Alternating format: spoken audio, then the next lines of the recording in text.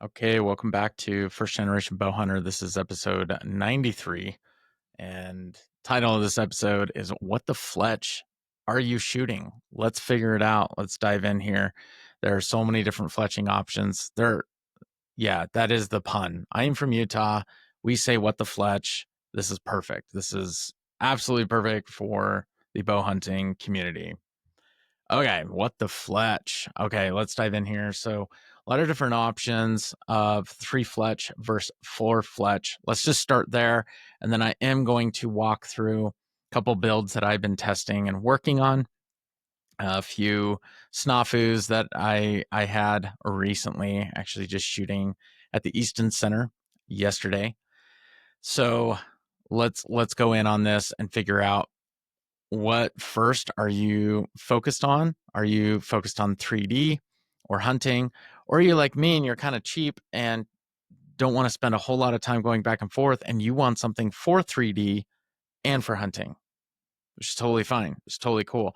If you've been around bow hunting a little bit, kind of watching the Instagram content, you've seen that people can geek out pretty fast, pretty intense, and it can be overwhelming. So I want to break some things down and then maybe find a middle ground for people who may not be fletching up something just for 3D, just for hunting, and maybe a hybrid of both.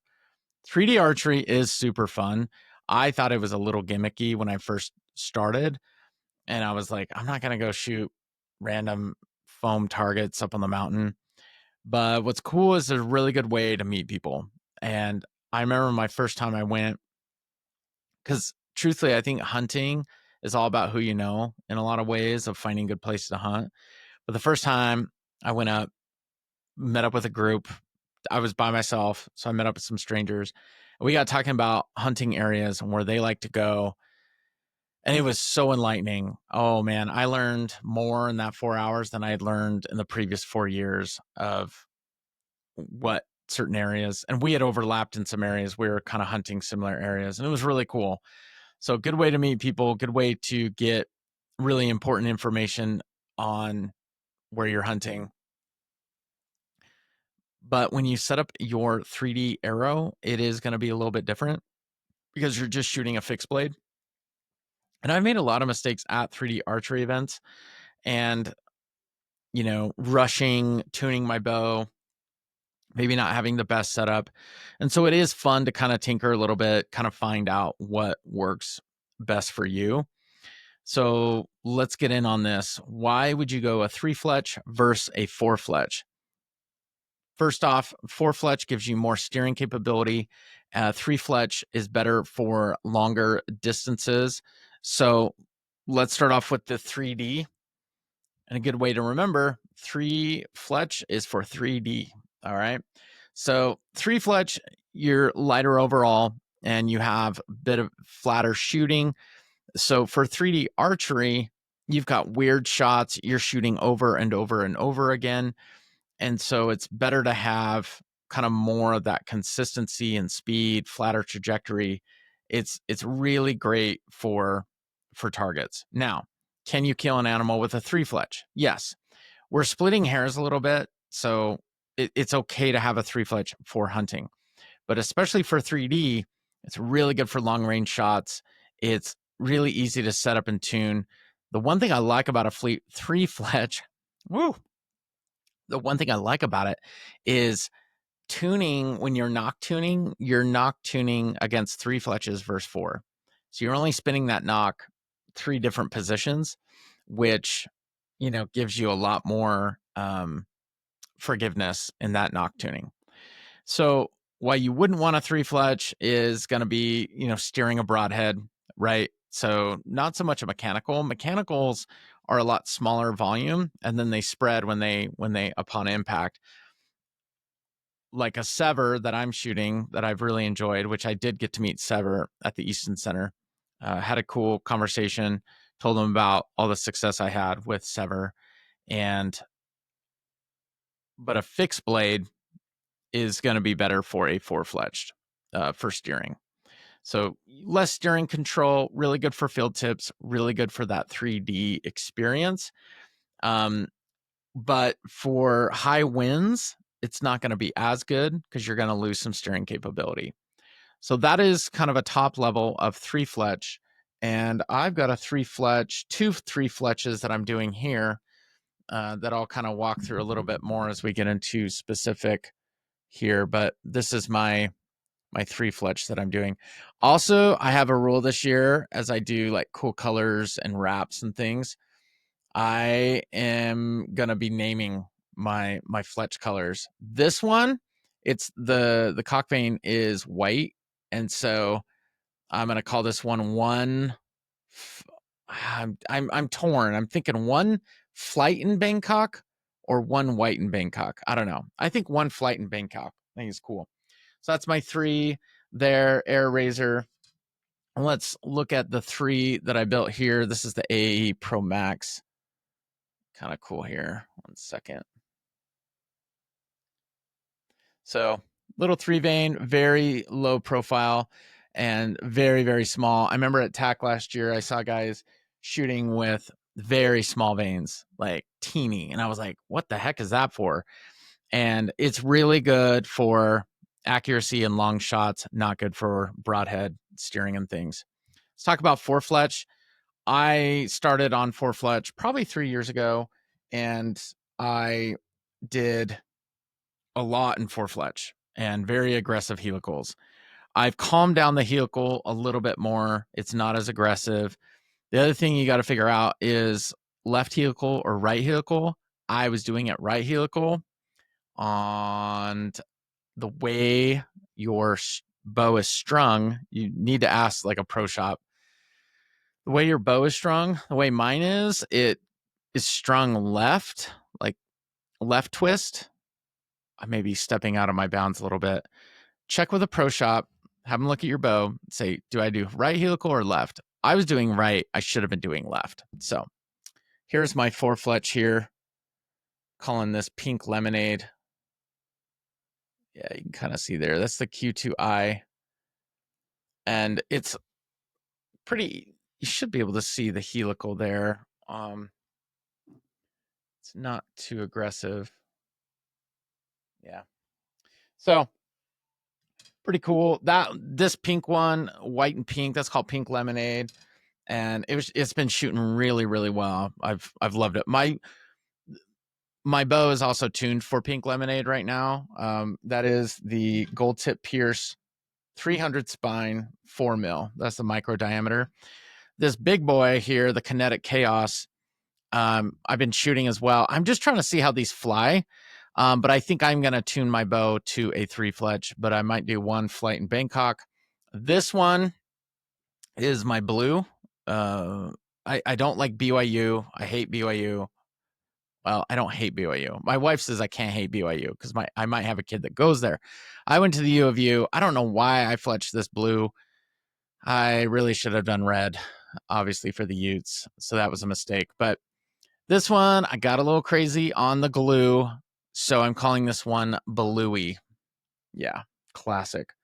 Liking that smaller profile, but what I might do now is do a smaller profile like this AAE Pro Max onto a the micro diameter in this Pierce Platinum of that really skinny 4 mil. Lots of options. I'm liking one flight in Bangkok. It's a good little build there. Kind of having some fun with that. So Three-Fletch 3D, you're gonna get better stabilization, better accuracy. You slap a broadhead on there, big old fixed blade. I really am liking fixed blades, but Sever totally brought me back over to mechanicals.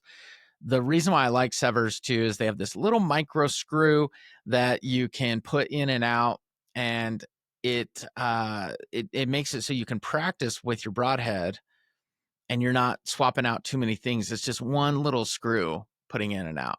You got to caution that a little bit because you could lose the screw and you're screwed. So you don't want to do that. But the pink lemonade, my Four-Fletch here with the Q2I, that thing was absolutely lethal with the Sever. It was a fantastic combo. I don't know. I'd say don't don't fix it if it ain't broke. I'm probably going to do that again. Turn those white fletchings nice and red this hunting season. But in terms of a four-fletch, it's going to be better stabilization. You're going to have more surface area. So it is quicker, or excuse me, it's not as quick as the three-fletch because it does have more drag. But the thing I like about it is you want that broadhead when you've got a big, 4-blade broadhead or a 3-blade, you want that thing steering correctly. So keep that in mind and be very thoughtful of what you're going to choose. Now, if you could only choose one or the other, and you're like, listen, I've got budget for 12 arrows. I'm going to see how long they can last me all year long. I'm speaking from experience because I've done that before. I've done the 12 arrow strategy in a hunting season because I'll tell you what, for a pack of these these 4 mil Pierces, I mean, you're in quite a bit. 149 these days, almost 200 just for the shafts. That's not including, fletching it up, getting them custom, that whole thing. So you're in quite a bit. So I totally understand the 12 game, team 12, and how are you going to use that for 3D? How are you going to use that for hunting? One thing I am doing, and big thanks to Gold Tip for their support. They do support the show. They do supply me arrows. So I just want to disclose that's why I do shoot Gold Tip. But I will say, just for full disclosure, I was shooting Gold Tip before we had a relationship there.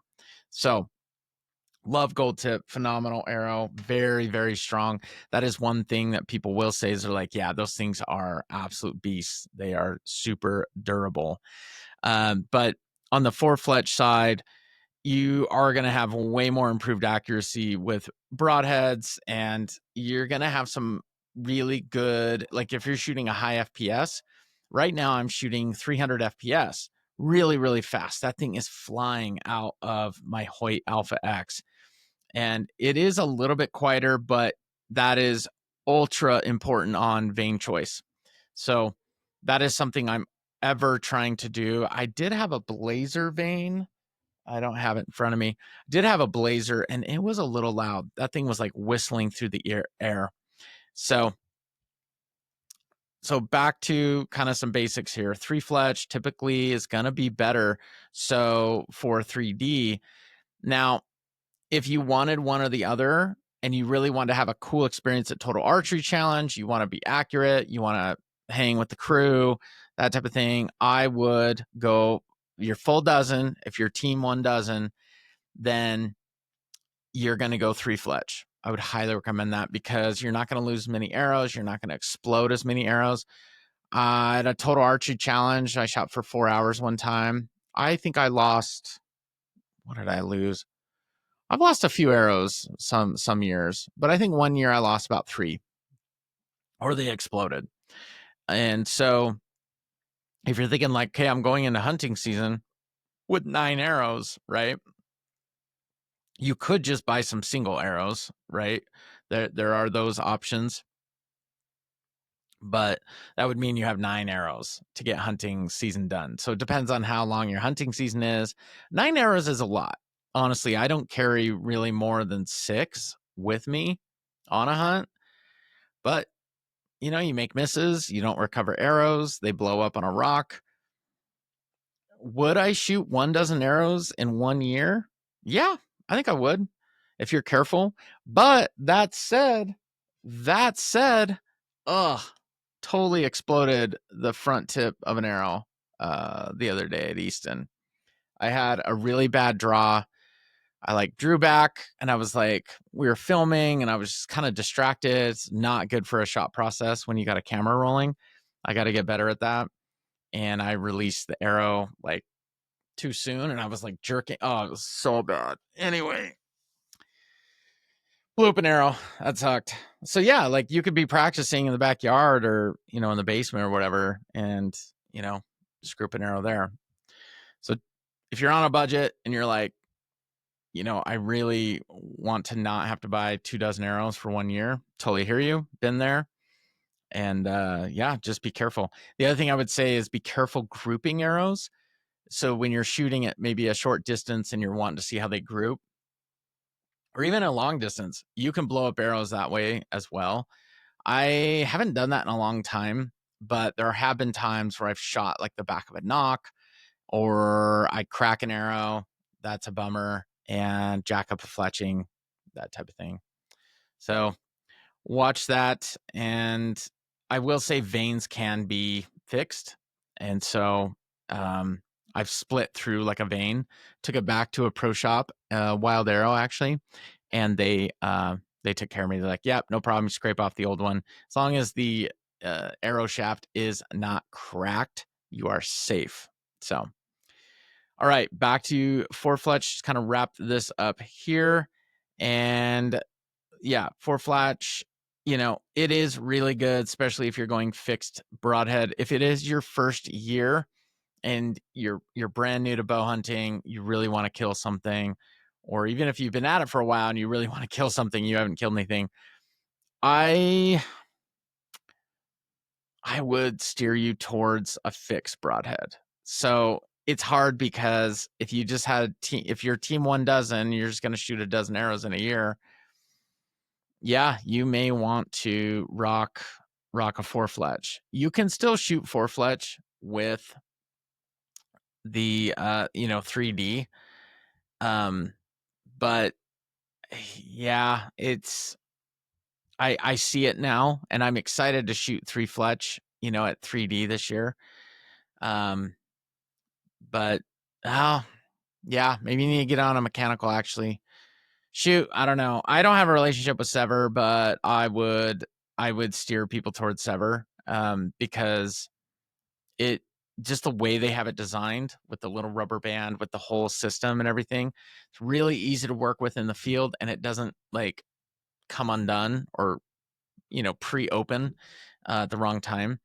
I've had a lot of other mechanicals like a Rage. They just kind of open when you don't want them to, and they're flinging around. And if you pull back and you have an open mechanical, it's not going to be good. They are not built to fly that way. So I don't know. I'd love to hear from you. Drop me a line. This is an ever going debate, of what the heck should you fletch? What broadhead? It's just ongoing. So shoot me your questions. Shoot me what success you have had and what your builds are. The AAE hybrids I've used a lot, 23 to 26. Very quiet. 23, that's going to be more for your 3D archery. 26, a little bit bigger, and you can do this in a 4 or 3-fletch. The Max Stealth, that is really a fantastic one. It's quiet. It is good for 3D, and but this AAE Pro Max, this is what I'm kind of excited for, that I'm going to be doing this year as well. So yeah, you can get a kind of close look at that. Sorry. Yeah, and they also have these little like lines, almost like little keels on the fletching that are pretty cool compared to like a razor or air razor. It's just super, super clean. That one's been actually very quiet as well, the air razor. Boning, heat vein, low profile, but it's stiff and it's going to be quiet and good arrow flight. Tack driver, also a good one. I haven't used that one, but I've heard really good things. In Black Ovis, we do custom arrows, arrow ID. So if you're a little nervous about this, go to arrow ID on blackovis.com. I do work there, full disclosure, and we will build you a set of arrows.